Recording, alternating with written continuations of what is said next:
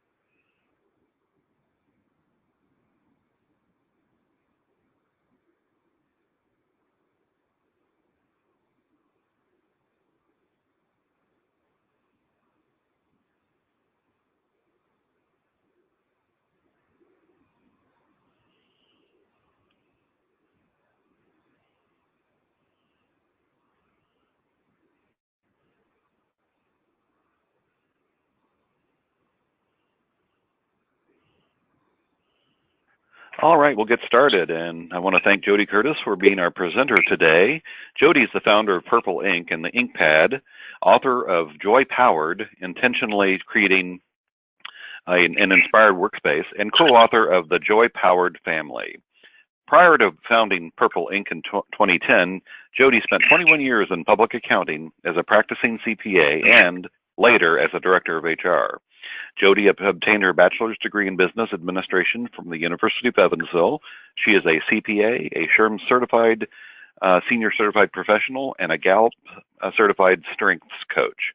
She is also a faculty member for National SHRM and co-host of the Joy Powered Workspace podcast.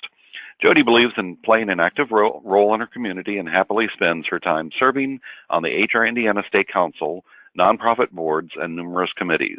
On top of everything else, she practices what she preaches. Jody looks for ways to utilize her strengths every day and loves helping individuals and teams to do the same. Take it away, Jody.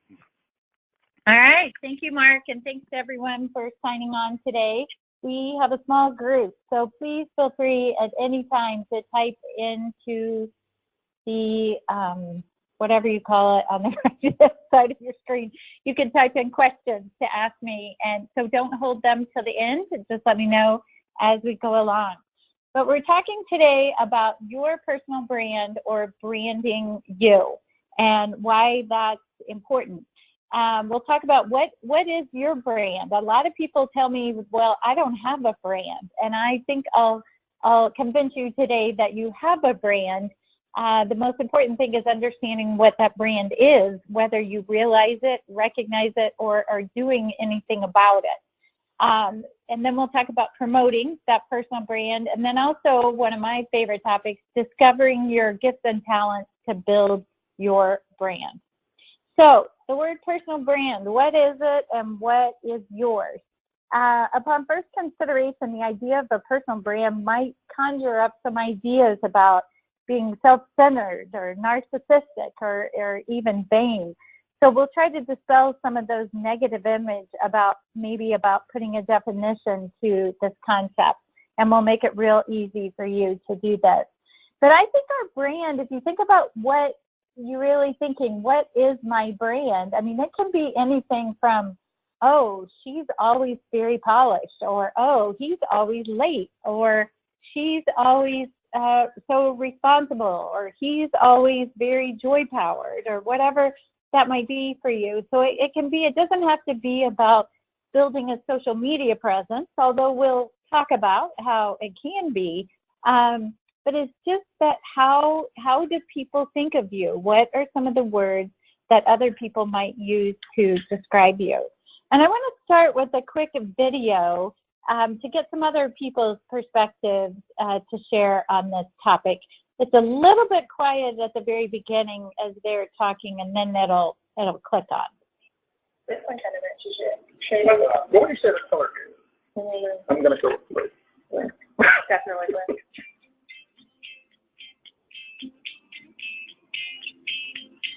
There are people that like go to workshops to focus on their personal brand, and that's kind of like the image that you're putting out. So I think that your personal brand is a perception of you that is maintained by someone else,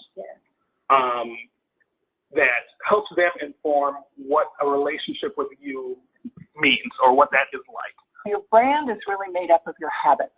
What are your habits? Are you on time? Are you always late? What are you known for in terms of what you deliver and the way you go about doing it? One thing I think we all need to know is that everybody has a personal brand, whether or not you're spending the time cultivating it. That can be an online brand on your LinkedIn profile. Could be on Facebook as well. It could be in the workplace, in your actual office. So it comes down to understanding the brand and your personal brand and how you portray that to everybody else. And utilizing social media, you can utilize it to portray a great brand of yourself, or you can make some critical mistakes that you just can't take back. Top 3 things to avoid when building a personal brand. Risky pictures. Like if they're like photographs that are even remotely questionable, just like don't post them. I think it's important to also be conscious of the things that you're sharing too. If you retweet something that's kind of like saying, I agree with it, So making sure that the people that you're interacting with and the messages that you're retweeting and sharing are kind of in alignment with your beliefs as well. I say also the grandma rule is always great. Like if you're okay with your grandma reading it, or you wouldn't be okay with your grandma reading it, you shouldn't post it. I like that. No, the grandma rule is definitely something I always go by. There are certain employers who do a boatload of recruiting on LinkedIn where it would be very important, in fact critical, to have a LinkedIn profile. It is a great way to network, and the profile does sort of start to show what your brand is. Don't be afraid to put things that show who you are. If you're a marathon runner, that shows hard work, that shows tenacity, a lot of preparation. You don't want a totally sterile brand. Nobody would pick just blah, right? But who wants to be a blah brand? So I think we have to walk that line between what's going to be a little bit different than somebody else and what's going to work for my company.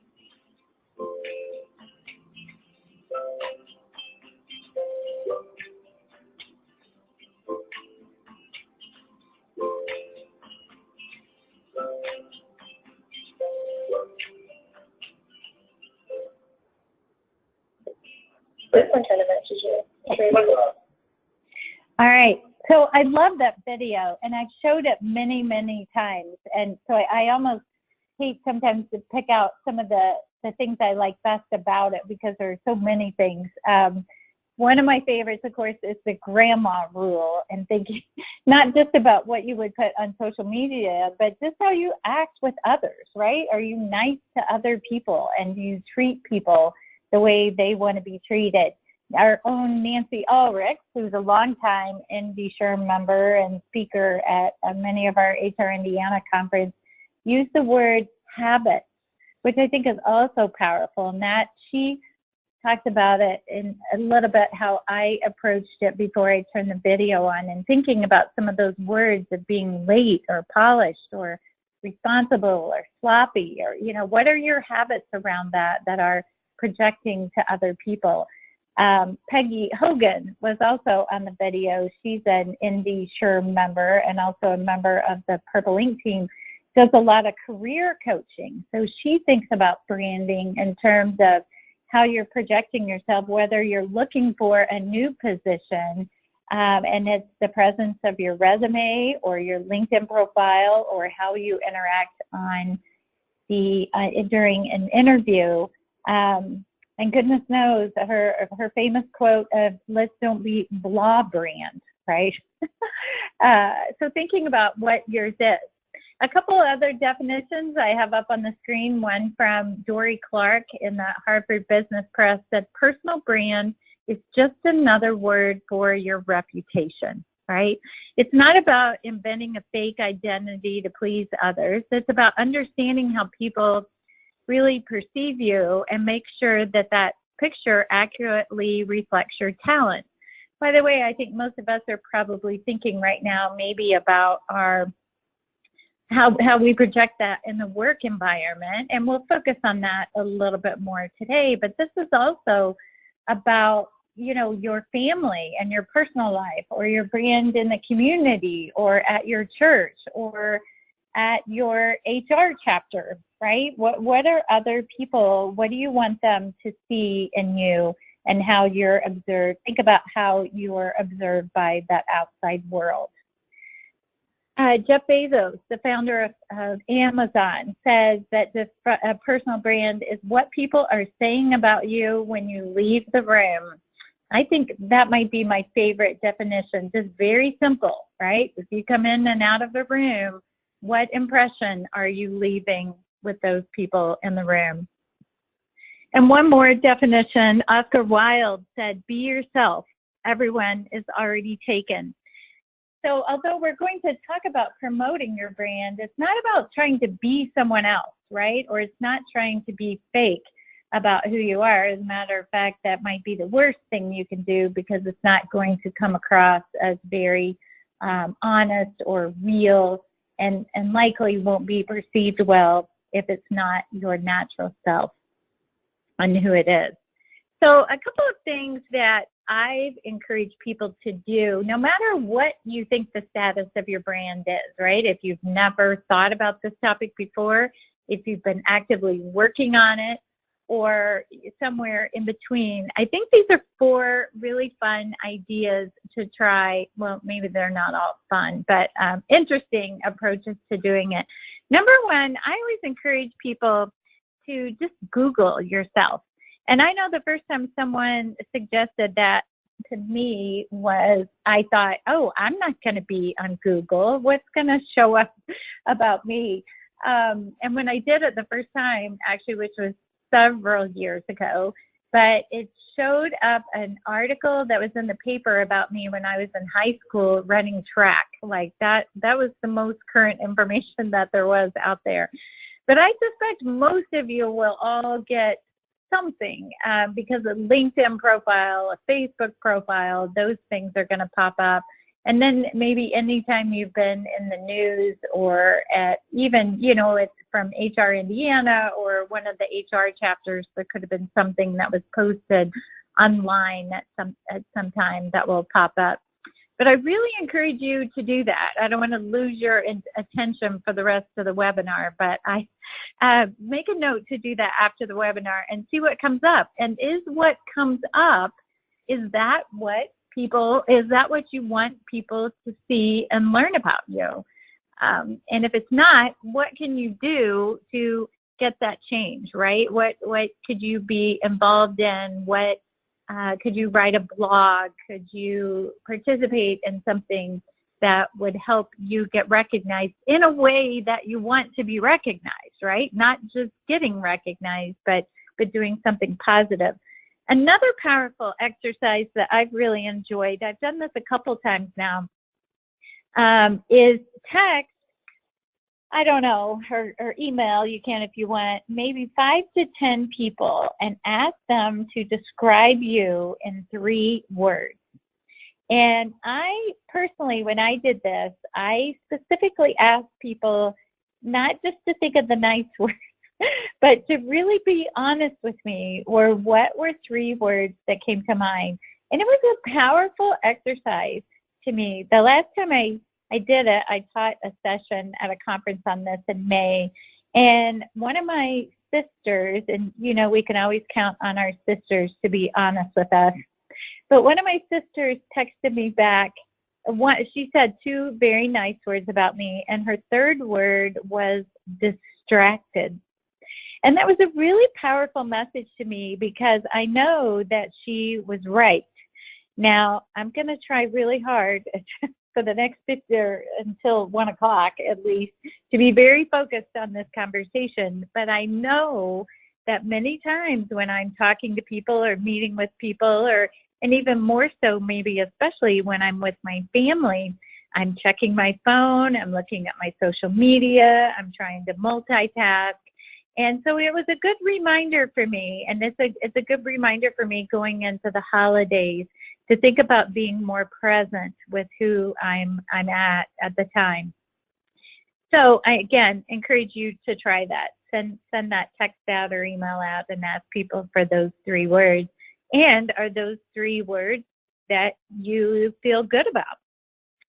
The 3rd one, I'm sure many of you have done in some form or another, is to do some type of assessment, right? That could be a Myers-Briggs, a DISC, a predictive index. My personal favorite is the Clifton Strengths Finder assessment that gives you back your top 5 talents. But any of those, are colors maybe is one that you also use. And if you've done some of those before, it's likely not all that important that you do it again, but maybe pull out those assessments that you've done in the past and look at the words or look at the comments. What are some things that your traits say about you? How did they help you think better and differently about yourself? Specifically, we'll talk a little bit more at the end about the Clifton Strengths Assessment, but whether or not you take the assessment, I'm not trying to sell assessments, but to get you just to think about what understanding yourself better, right? And using that power to brand those positive words that already describe you. And then number 4, the fourth thing I think you can do to think about how you are currently perceived is a 360-degree feedback survey. Some of you might have those incorporated in your processes or performance reviews at your company, and some not. And not that you necessarily have to go out and do a formal survey process if you're not already getting that. But just getting that information about others, not just about your brand, but about your performance as well. That can be always very helpful, just in case you haven't had a 360 review or maybe don't know what that means. It's asking people that you're working with from all sides, right? Your boss, your peers, and your direct reports. Asking people to be really honest about you and your performance and how they see you as well. We could do a whole nother webinar on those 4 action items. So I just wanted to go through quickly, I think, some ways that you can start to understand what your brand is. Now, admittedly, I own my own company, so I maybe have an opportunity to do more of this than others. But when I Google myself, these are some of the things that come up about me. I've written a book, as Mark mentioned. I've written 2 books that focused on joy power. And actually, our team is working on a 3rd book right now called the Joy Powered Team that will come out next spring. But this is an important part of my brand because of my book is this word joy powered. Now, I have to be honest with you, just before I got on the webinar this morning, I was very frustrated with a vendor of ours. And ironically, I was trying to pay them. I was trying to get a bill paid. And it was a very frustrating process for me to go through to figure out how to pay them. And as I was a little, I was really irritated with them. All right, I'll be honest with you. And I was trying to be calm and I was trying to be polite, but I also, many of us might be our last day before the holidays. I was getting ready to log into the webinar and I wanted to get this taken care of. And I kept thinking, hey, remember your brand, that I'm trying to project a brand of being joy powered, and here I am getting really irritated on the phone with someone. So I think that can be a good reminder for you to do that. This also is a view of my LinkedIn profile. And so if you are on LinkedIn, think about what do you have on yours and what does it project about you, whether it's pictures, whether it's words.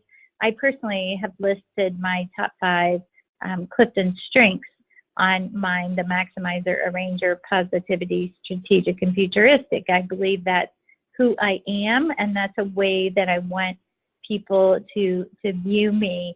And that's an opportunity for you there right underneath your name and maybe your certifications to use that word. And many times people just write HR manager, right, or HR director or HR coordinator, which is fine.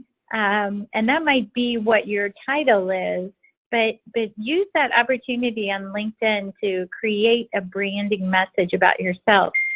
I'm embarrassed to admit that I just recently figured out that you could change the picture but I knew I could change the profile picture of me, but I didn't realize I could change the picture at the top of the screen on LinkedIn. So there where I have our Purple Ink brand and our Joy Powered brand. And I'm not suggesting that has to be your company, right? One of my employees lives in New Orleans and she has a really fun New Orleans themed picture of Mardi Gras. It's professional. It's a professional picture of her, but she has purple and green beads from Mardi Gras on her background picture. And I think what she's projecting with that is that she's a fun, happy extrovert that she loves Mardi Gras and she loves to be seen as a positive person. So I'm not suggesting for you that needs to be your company, but to think about what is it of you. I know for me, Peggy Hogan would have described me as blah brand because I just had that generic LinkedIn background on mine. So use that as an opportunity for people to see who you are. This is another version, I think, of my professional brand. We have a Purple Ink, our Purple Ink Promise. Now, we have a big team now, but back when I started the organization, this was really my promise. This was really the Jody Curtis promise of I wanted to be viewed as positive, flexible, and creative. So how might you incorporate your promise to other people on what your brand might be and what you might do to project that? So we'll move on to our objective number 2 is my question to you at the end of section 1 is thinking about what will you do to define your personal brand? And is it something different than you're already doing? Because maybe you are already defining and projecting that, but how might you add to that, add to your brand, or add to thinking about what your brand might be? Now we're moving into objective number 2, which was thinking about how you might or how you could.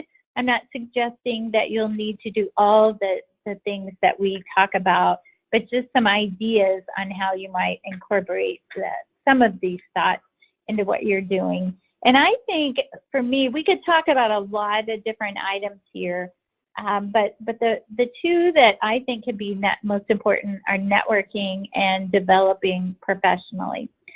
Obviously, you're doing that, developing professionally, just by being on the webinar today. So I'm going to assume you have some interest in doing that.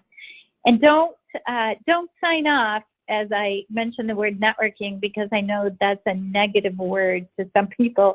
Some people get kind of uncomfortable or uneasy with the word networking. So we're going to talk about some very simple steps on what you might do to network. And again, these can be done at home, in your work, in your community, in your church, in your HR chapter, whatever that might mean for you. So we call this living your brand, and really think about how you see yourself in the green circle on the left and how others see you. And really where those 2 intersect becomes your personal brand. And I think that's important to understand, that how we see ourselves isn't necessarily our whole brand, right? How others see you is very important, but we can blend those 2 together. So as we move from our present state to our future state, the goal would be to have a greater blend of those 2 intersections. And as a part of that, again, it's about developing a consciousness, really, of embracing your best self and living out your values, your character, your strengths, just really being authentically you as much as you can. This is an old slide that's been around for a long time, although I do know it's been updated many times over the years as well. And I think I had some version of this slide about 20 years ago. And the statistics maybe have changed a percentage or 2, but they still remain to be pretty spot on. That part of our branding is made up of all 3 of these: the visual, the vocal, and the verbal. And I always, when I see this slide, I think a lot, because I think the first time I saw it was part of a presentation skills class that I was taking. And the focus, if we think just for presentations for a minute, the point of the slide was that if we're giving a presentation, we so many times focus on the verbal part, right? Or the content, if you will, of the presentation itself. And it's not to say that the content is only 7% important, right? That's not the takeaway from this slide. The takeaway is that if, obviously right now you can't see me, so that sort of takes away the visual, but even in the vocal, if my voice is irritating to you, if you can't hear me very well, if there's distractions, if I'm, as I just said, which I try to avoid, but if I'm saying a lot of things like that that are going to lose your attention, then it doesn't really matter what my content is, because you're losing the content due to other distractions. And then if you were able to see me right now, or if you have seen me present before, the visual of just, am I professional or not? Do I look prepared? Do I look nervous? What sort of effect are you getting from the perception of how I appear in front of you, right? So all of these are important in our branding. I just think it's an interesting reminder of that. We might be really focused on the verbal. For example, when I mentioned if you have a branding of being late, right? You might come into a meeting and add significant value to the meeting by the verbal content that you share. But if you race in at the last minute, or you race in late, or you appear a bit disheveled for the meeting, that can totally blow away all of the powerful messages that you have to share in the verbal content, because you're not thinking about both the visual and the vocal. Here's another slide. I like this view of thinking about building your network. And I mentioned earlier that many people are very uncomfortable with the word network, or don't like the idea. I think a lot of times when I'm in a live group, I'll ask people what they mean by, or what they think I mean by networking. And I think people get this vision of going to a Chamber of Commerce meeting and not knowing anyone in the room. I'm not blasting Chamber of Commerce meetings, by the way. I go to them as well. But thinking it could even be an HR chapter meeting, right? If you're walking into the room and don't know many people in the room, that is scary to people. But look at bullet point number 1, which is deepening your relationships, right? So networking doesn't have to be going out and meeting new people. It doesn't have to be going to places where you don't know anyone. It can be deepening the relationships you already have. It can be building trust and loyalty with current vendors, with coworkers, with peers, with your bosses and your direct reports. I do like this visual, though, on the concept of being the dot in the middle, right? Sometimes a part of your branding can be a connector, that you're connecting people to the right people. If you're helping someone get a job, or helping a vendor as a reference or a referral for them to another company, or introducing people at an HR chapter event, how can you be in the middle and participating, even if you don't want to be the one to go out to public meetings? You can still be a connector via social media, or via email, or via a text, to introduce other people to who you are. But I think a part of that being the dot in the middle and the building trust and loyalty, right, can be about helping people understand who you are, what your brand is, that then can lead you to be more confident and more authentic about who you are as well. Participating in professional organizations is the 4th one. That, again, I'm going to assume that many of you are involved in one of our HR Indiana chapters. I know you don't have to be on this call, but that can certainly be a way. We're going to go on in a minute and talk about building yourself professionally as well. But just participating in professional organizations, again, gives people the opportunity to see how you work, see how you are as a team member, as a connector, or as someone who is responsible in fulfilling their role in the organization. And then I won't talk too much about this today, but personally I'm a big believer of the importance of giving back to your community. And of course there's lots of different ways to do that, whether that's as a volunteer, that could be in serving in your neighborhood association, right? Or being involved in your church, something where you're serving others, you're serving the profession, you're serving your community, which are all very important to me. Another way you can do networking is on social media, and this was mentioned in the video at the start of the webinar about understanding that you are what you post, knowing and understanding your audience, entering the professional dialogue. That could be doing a blog about putting posts on your LinkedIn about being a thought leader, or just about sharing information.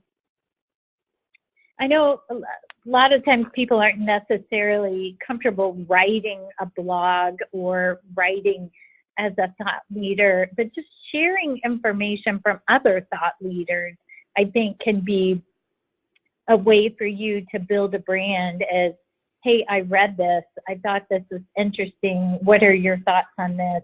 Here's one takeaway that I had from this article, from this blog, from this quote, from this comment.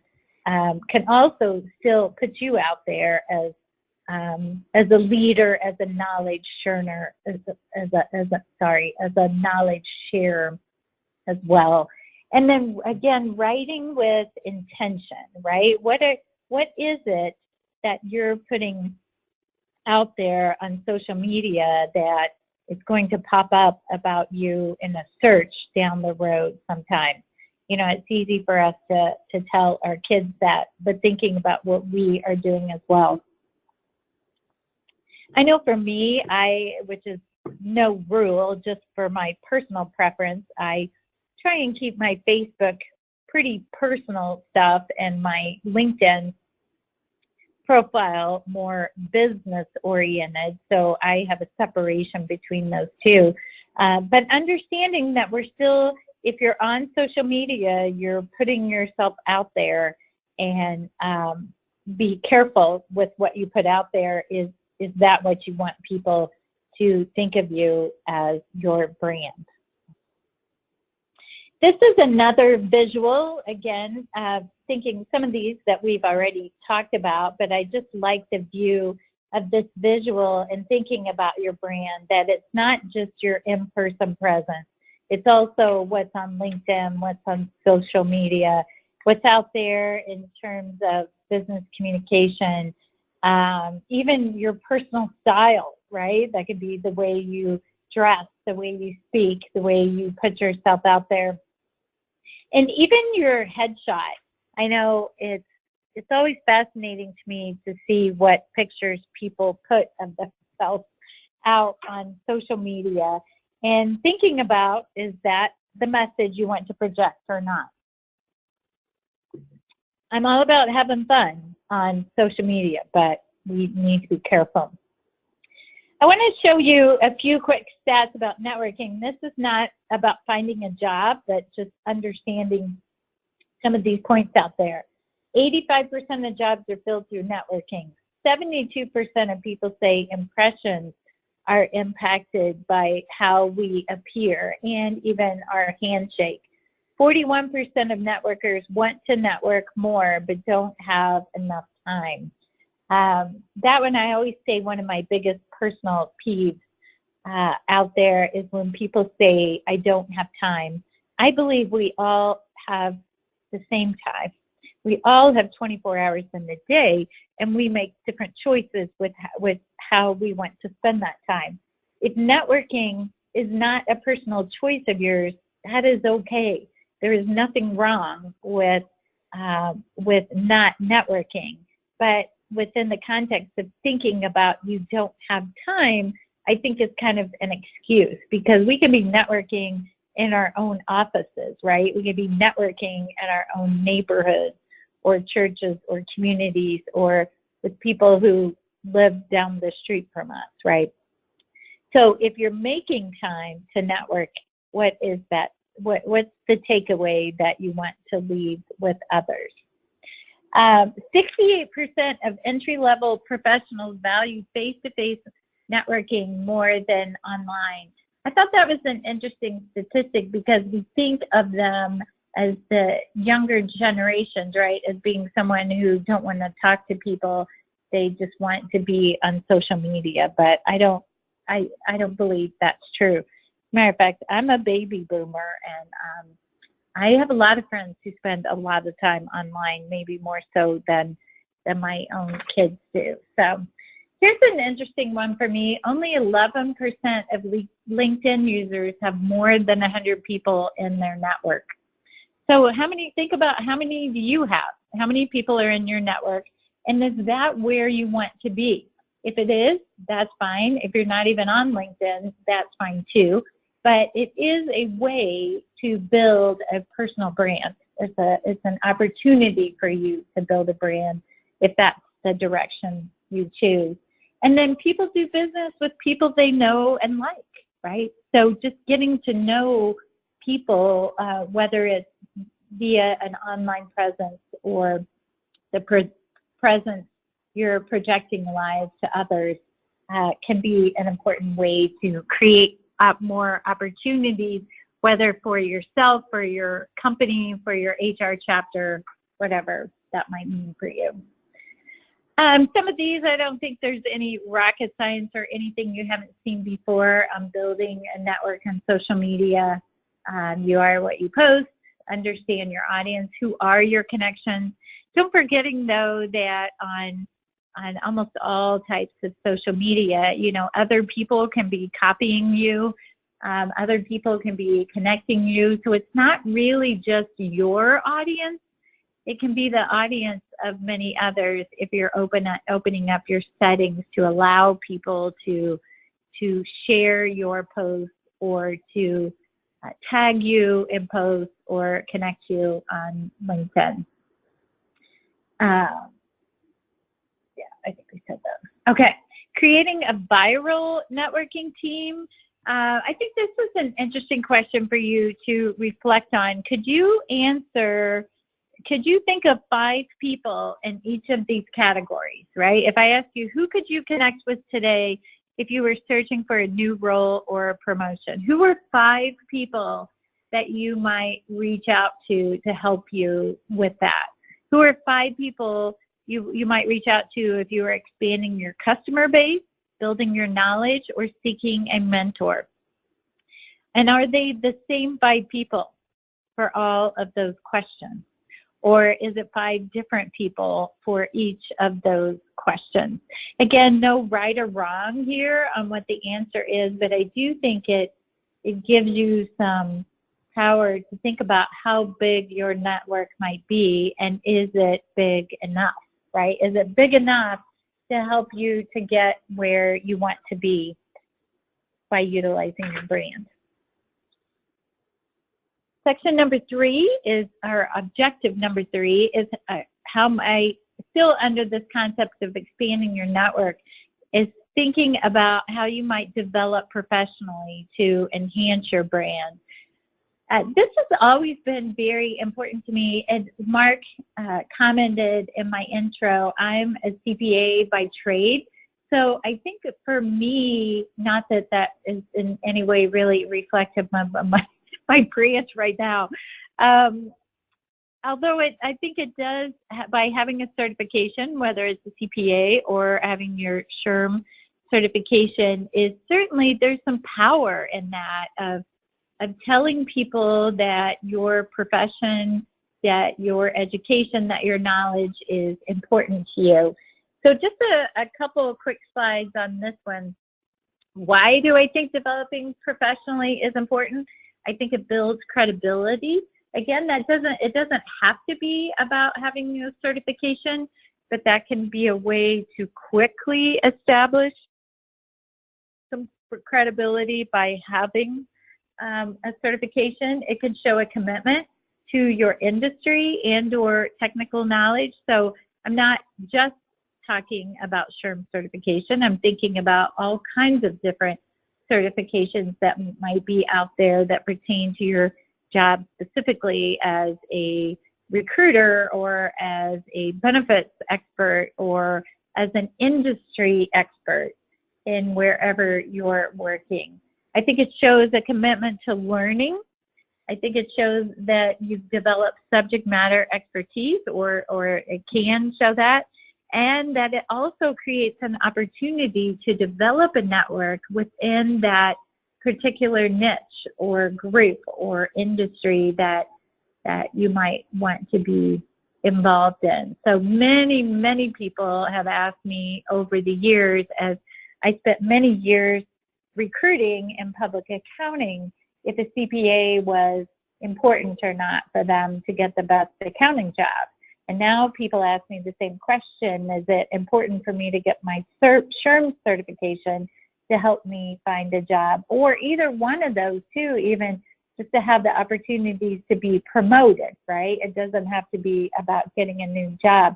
But my answer is always goes back to these five. Do I think accountants who have a CPA are all smarter than people without their CPA? No.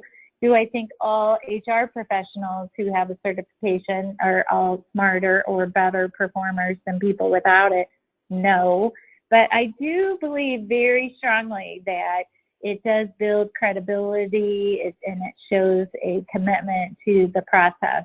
I also think I could add to the slide that it, I think, shows some discipline, right? That you took the time and effort and were disciplined enough to go through a process to study, or, you know, most of the certifications I mentioned take a tremendous amount of commitment and study time to get through those.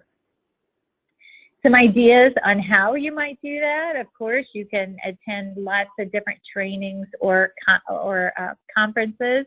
You can be involved in your industry. Obviously, again, that could be your HR chapter. It can be, you know, lots of, so it could be the HR industry, but it might be, for example, Amy Wright, who's on the state council. I just spoke to a group that she's in that was called the Women of Asphalt.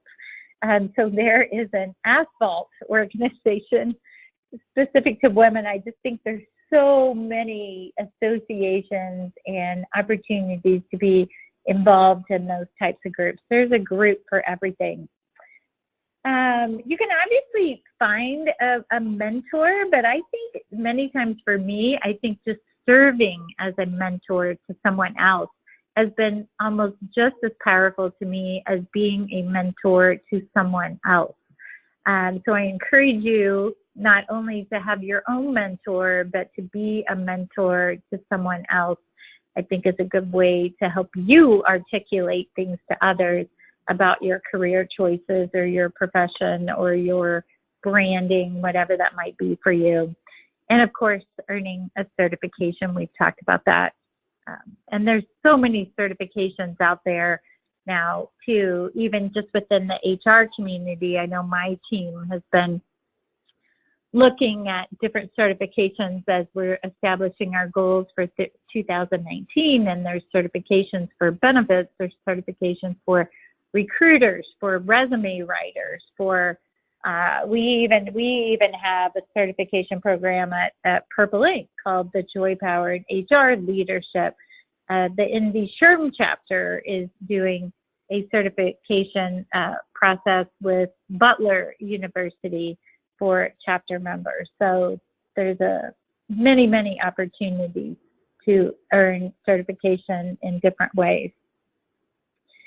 So I leave you on that section with the question: what will you do to network or to develop professionally? And I would encourage you to think about a couple of things that you might do in those two areas that all by themselves I think are important, but putting them into the context of branding I think are even more powerful for you to do that. Our next section, I mentioned earlier too, was how might you discover your gifts and talents to build your brand. So specifically, I mentioned the concept of Clifton strengths and how you might discover that, or even just articulate that.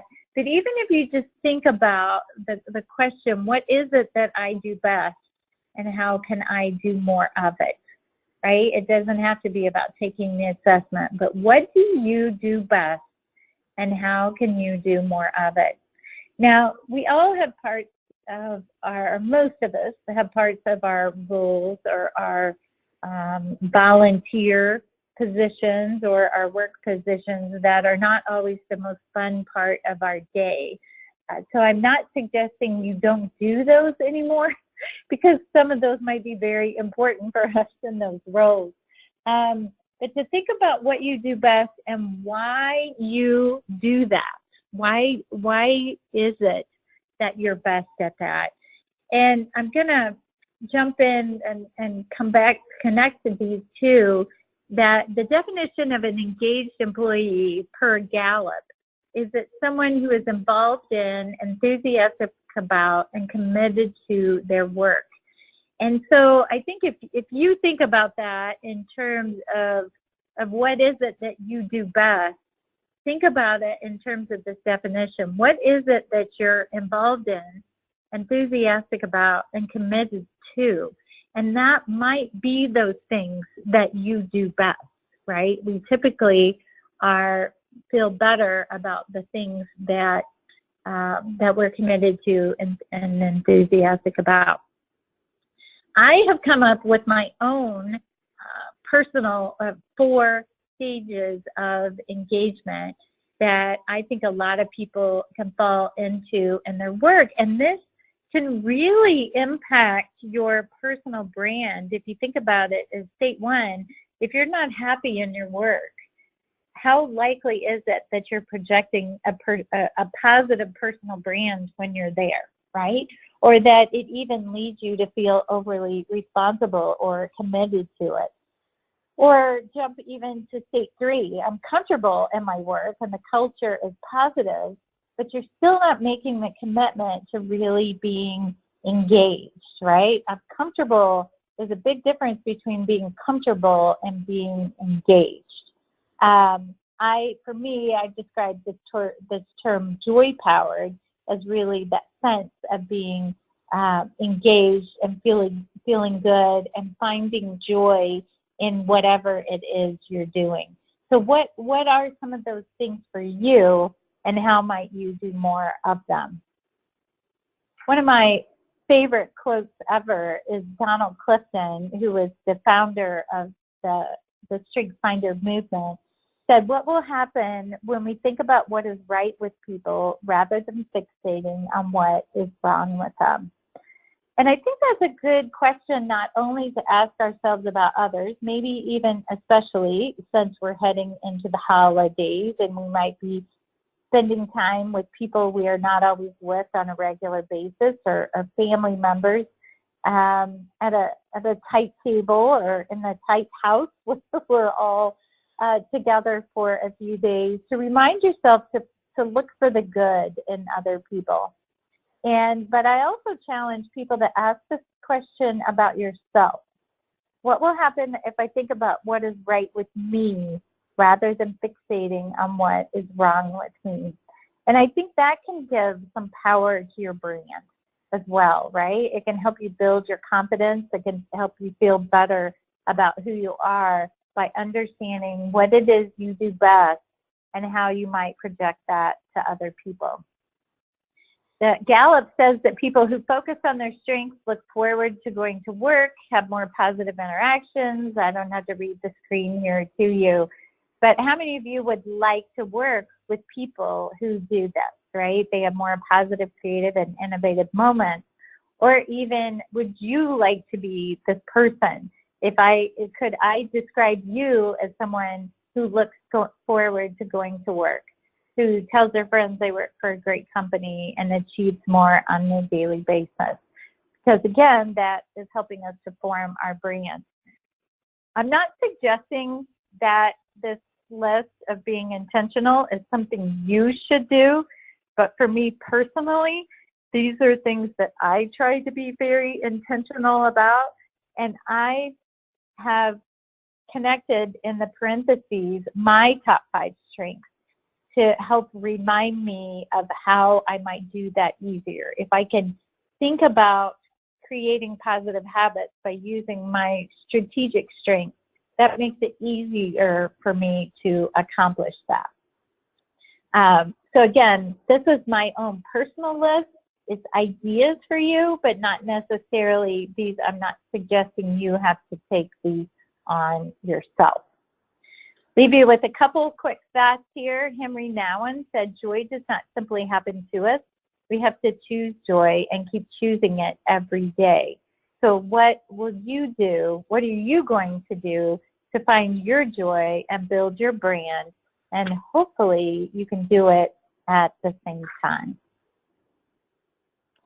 I'll give you a little selfless plug here for a few things that we have. There's a couple copies of the books I wrote, and we also have a Joy Powered Workspace podcast.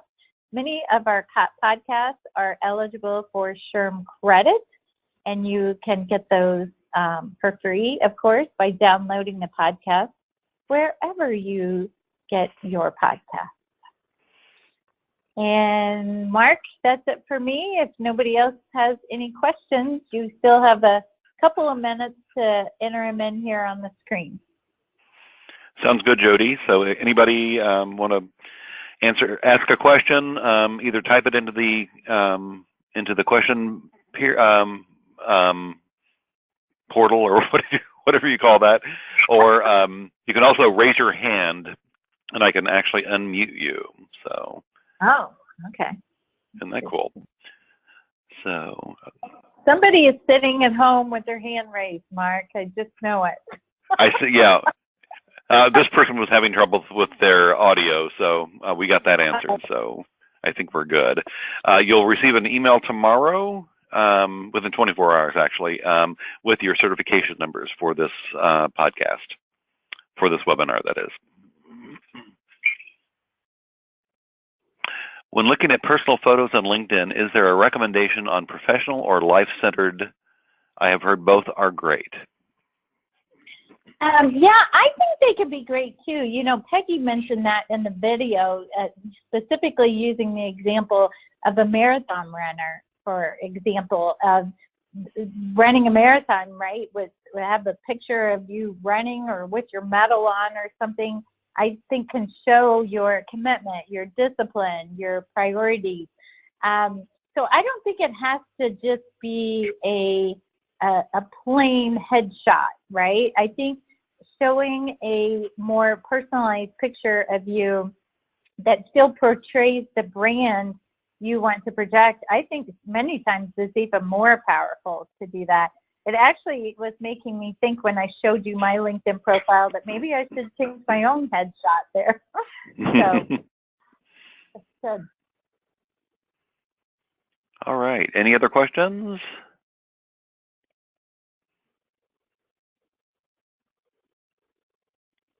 Looks like that is it. I hope everybody has a nice holiday and an extended vacation time over the next couple of weeks. And thanks everybody for being on. All right. Thanks, Mark.